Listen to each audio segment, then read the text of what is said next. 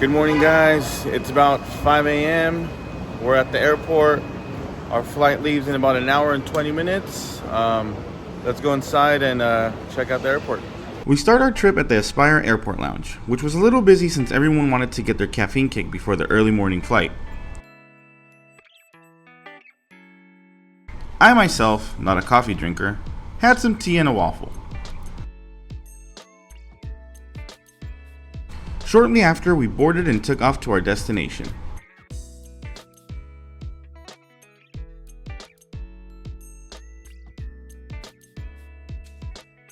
A quick 4-hour flight later, and we had arrived to Chicago, which welcomed us with this amazing flag display, showcasing countries from all over the world which have flights land at O'Hare International Airport.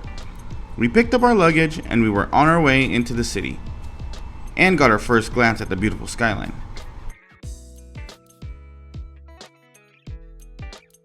Once we got situated at the Airbnb, we went downstairs where the Old Globe pub welcomed us with all of its British-inspired international sports bar goodness. After lunch and a few drinks, we took off to the heart of the city. And what better welcome than to look up and see it written out for the first time: Chicago. Next, we proceeded to go on our first adventure. We had already been on a plane, a car, and there was just one last thing we had to do. So we hopped on a boat and took an architectural tour. Let me tell you, there's no better way to appreciate this city's landscape than with a beer in hand, floating down the river while the Sears building towers over you and the L traverses its tracks right above your head.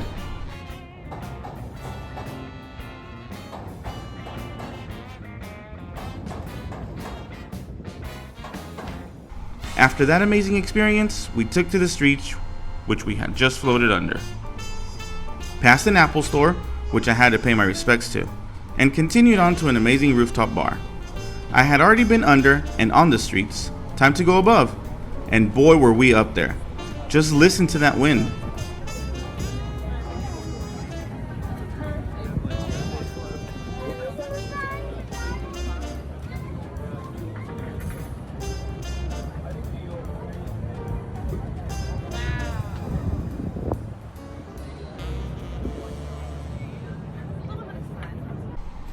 With all that excitement, it was time to relax and have a drink. After paying a little under the mortgage on a house for 3 cocktails, it was dinner time. The Purple Pig was tonight's restaurant of choice. We decided to enjoy the meal family style and ordered a beef tartare, a crispy half duck, a braised pork belly, and the creamiest pasta known to man. After such a meal, one could only do one thing: party it up in the Uber on the way home? Shout out to our driver, who apparently DJ'd on the side, or at least made it seem like he did. After recovering some of the hearing in our ears, we stopped by the pub for a nightcap. Cheers!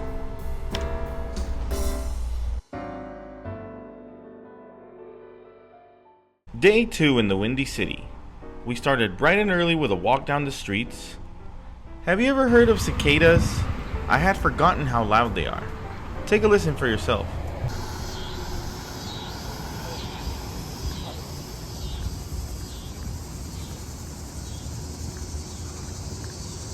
Now for a shameless plug. If you don't already, go ahead and follow my bathroom review page. There you will be able to see the full version of this and other bathroom reviews that I've done.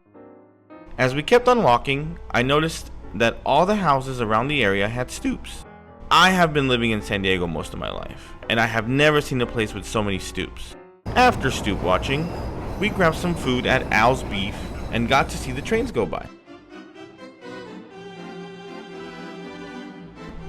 After eating and some walking to burn the calories, it was time to see one of America's most prized possessions.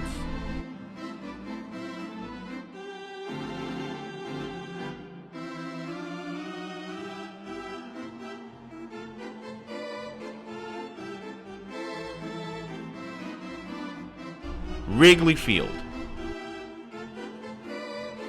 Today's spectacle saw the Chicago Cubs hosting the Milwaukee Brewers. But first, a walk around the outside of the stadium.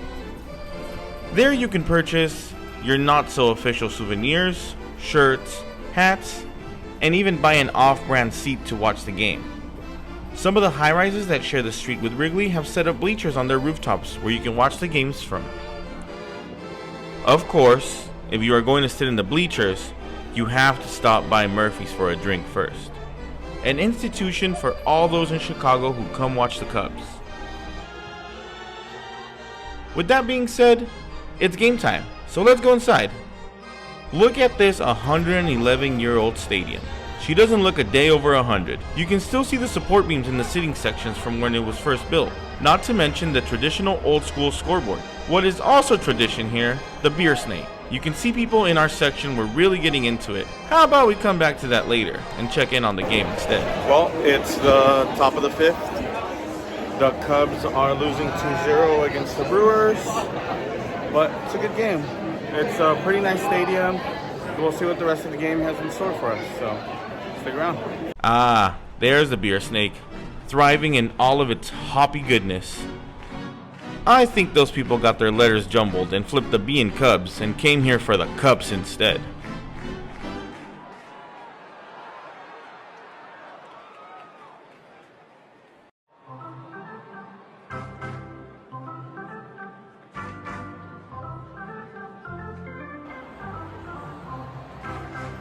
Here's the view of the stadium from the highest accessible point.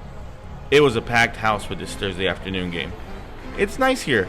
I don't think I ever want to leave this. Oh, it's over? Well, here we are on our way back to the Airbnb. The architecture in every corner of the city is perfection. Look at all that exposed brick.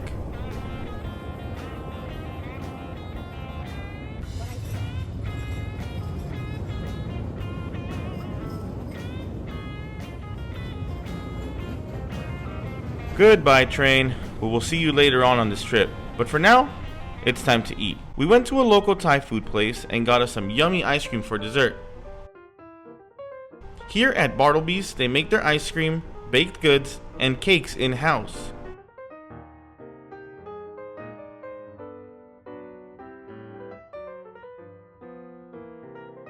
Look at all those amazing flavors.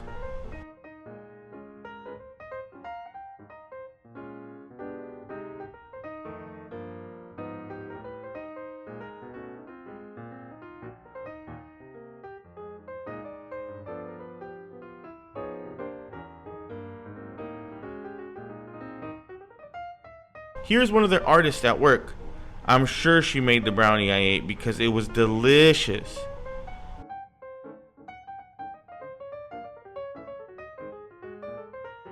Now, a relaxing walk through the neighborhood. I was so full at this point, I couldn't possibly have another bite. Oh look, a liter of German beer. I can probably fit that somewhere.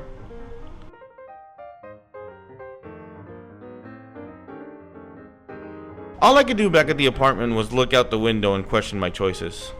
Good night. See you in the morning. Welcome to day 3. We are starting the day in a Midwest restaurant that is beloved by many, especially those in Chicago. It has a lot of old memorabilia, including a whole car suspended in the air. This restaurant keeps the essence of the city with all of the brick and metal exposed to the dining area. Do you know where I am yet? Don't worry, I'll tell you. Well, guys, we came to Gurney Mills Mall. It is located on the Illinois-Wisconsin border, and they happen to have a Portillo's there. Portillos, not sure how it's pronounced. I've heard it Portillo's, so that's what I'm gonna go with. I got a Chicago dog, so I'm gonna go ahead and try that. I'll let you guys know how it is. So it's a whole hot dog. It has a bun with some sesame seeds on it. It has pepperoncinis, a whole pickle spear, tomatoes, and green relish with mustard. Let's go ahead and give it a try. And try it I did. 10 out of 10 for me on this one. Today, we're taking a road trip up to Milwaukee, Wisconsin, otherwise known as America's Dairyland. If you have been there, you know there are a few things you must do when visiting. One of those things is stop at a Quick Trip for some snacks. This gas station / convenience store has everything to make your life on the road a little bit simpler. Another place you can't afford to miss out on, Culver's. They're known for their butter burgers and custard. Very delicious. After filling up the car and our stomachs, we stopped at the Pabst Mansion, where, as you heard, I wasn't allowed to film. However, I was permitted to take pictures. Of course, I had to take a picture of an original PBR advertising and an original bottle of the beer. The tour made us a little thirsty, so we headed on over to Lakefront Brewery, where they had the most delicious fried cheese curds. After a drink and some cheese, we headed into downtown. There, we stopped for some snacks and a couple more drinks. We were, after all, gonna go watch the Brewers play. Speaking of which, there's the stadium. A big tradition in Milwaukee, as it is in many stadiums, tailgating. So, we decided to partake in tradition and take it up a notch by shotgunning some of Wisconsin's famous spotted cow beer. Yeah, you're in your left hand, I'm in my right hand. Alright. Try to do opposite. Okay, cheers.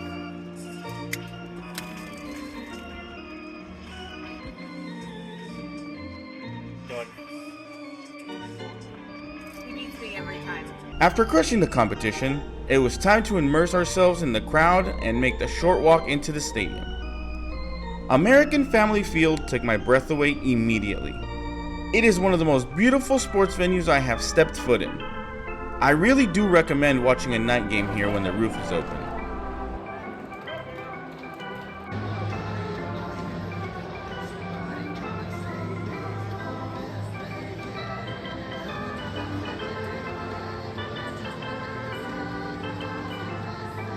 One of my favorite moments was when closing pitcher Trevor Miguel was called into the game from the bullpen. The lights dimmed, the cell phone flashlights came on, and the crowd went wild. Closing pitcher entrances are one of the funnest things in baseball, and this one was no exception.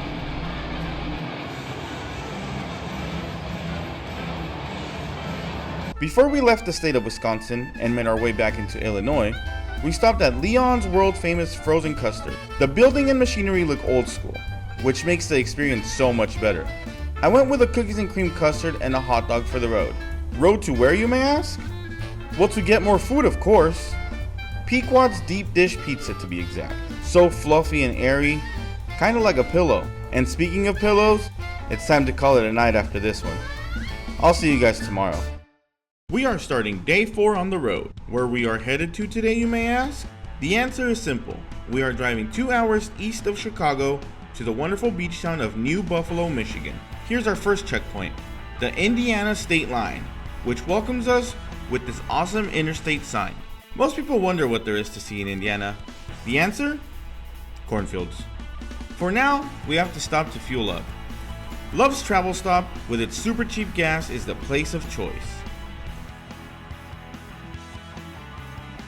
Time to hit the road again, and next we see the Welcome to Michigan sign, which welcomes us to the Southwest Michigan shore, which consists of these towns on screen. After driving for a while, I was getting kinda hungry, so it was time to stop at the Stray Dog for some goodies. This place was packed. It was Saturday morning and there was about an hour wait. Luckily, I took a seat at the bar and got help right away. I had myself a beer and a fried cod sandwich, both very delicious. After that hearty breakfast, I decided to take a walk down to the famous lighthouse.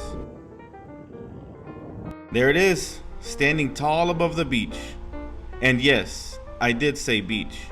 Lake Michigan is so big that it has its very own beaches.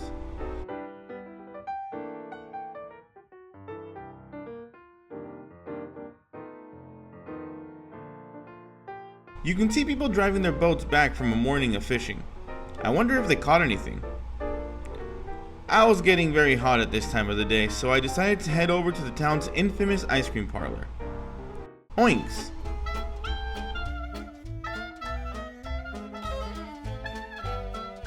Look at all that decor.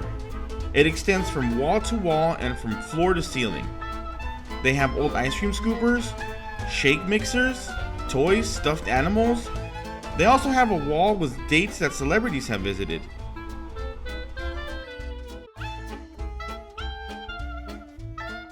I went with the Michigan asphalt flavor, a chocolate ice cream with cookie pieces in it. After that sweet treat, it was time to head back to Indiana. What's that in the distance? Are we driving into Springfield? Let's take a closer look. Wow, I was impressed.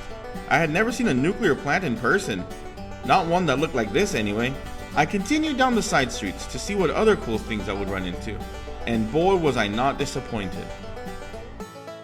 I got stuck in my first ever double train traffic jam.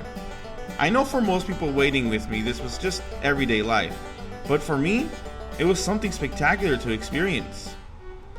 After all that excitement, we made it to Whiting, Indiana. Their waterfront park to be exact. Look at how beautiful this garden and gazebo are. Perfect for wedding, birthday, or quinceañera photos. It overlooks the lake perfectly.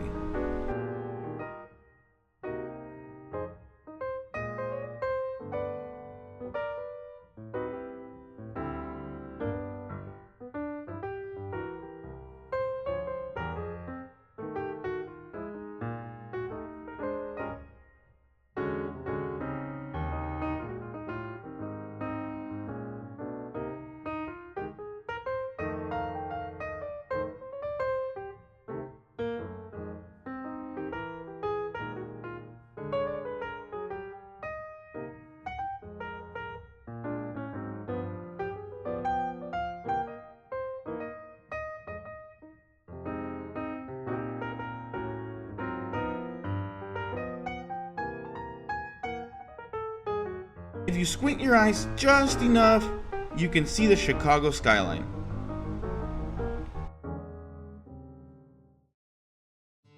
Taking a closer look at the water, you can see how clean it is, but it wasn't always the case. The Chicago River used to pollute the lake, but they got their act together and now we can enjoy these green spaces.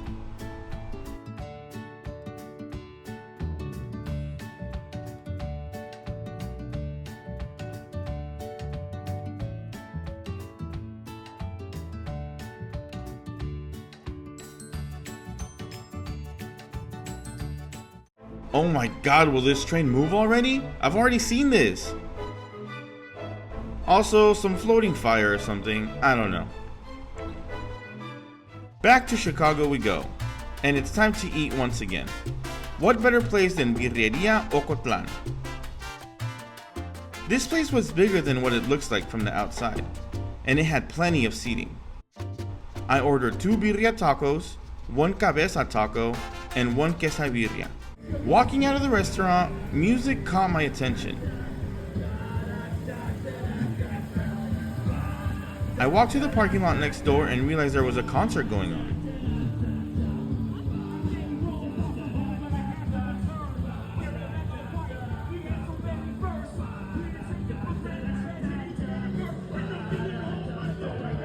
The band was killing it, and I would have loved to stick around, but I had some time restraints. So I got back in the car and drove back to the city.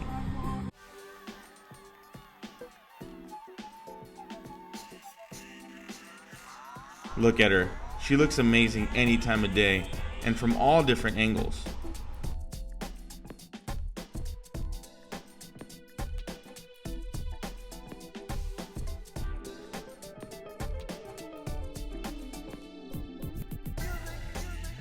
While looking at the skyscrapers, I almost missed this building here. This is Soldier Field, home of the NFL's Chicago Bears. I'm glad I got to see the league's oldest stadium before the Bears move. Or don't move? I don't really know at this point. I'm just glad I got to see it.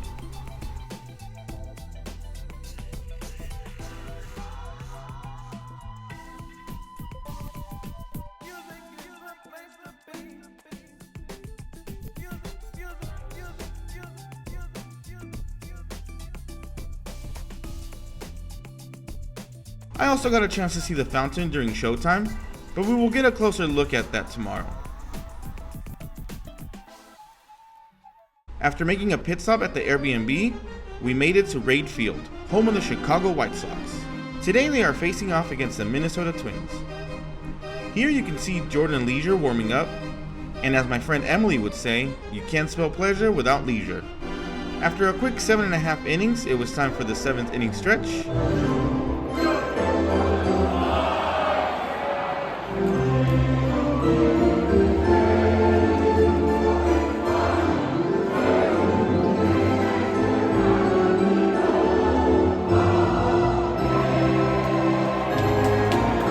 What an amazing summer tradition. Another great summer tradition is this nighttime boat parade. Look at all those boats illuminating the river.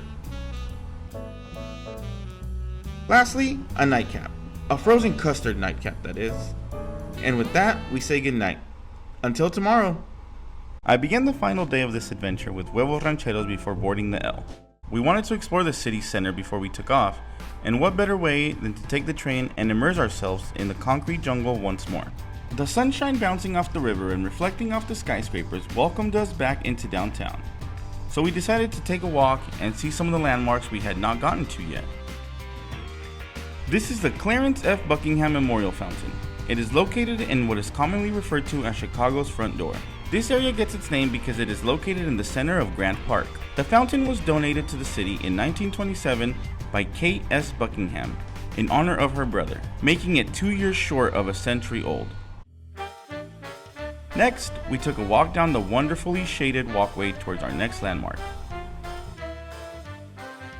Situated in the Chase Promenade, the world-famous Bean, or as it is actually named, Cloud Gate. Legend has it that there's a man stuck inside the sculpture, although there has been no proof of this. If you ask me, after spending some time near the sculpture, I believe there's a bean man stuck inside of all of us. We couldn't leave Chicago without having one more deep dish pizza, which did not disappoint. After eating, it was time to say our bitter goodbyes. Thank you to my friends for going on this journey with me. Thank you to Illinois, Wisconsin, Indiana, and Michigan for welcoming me. And thank you for watching this. Give love and take care. Until next time.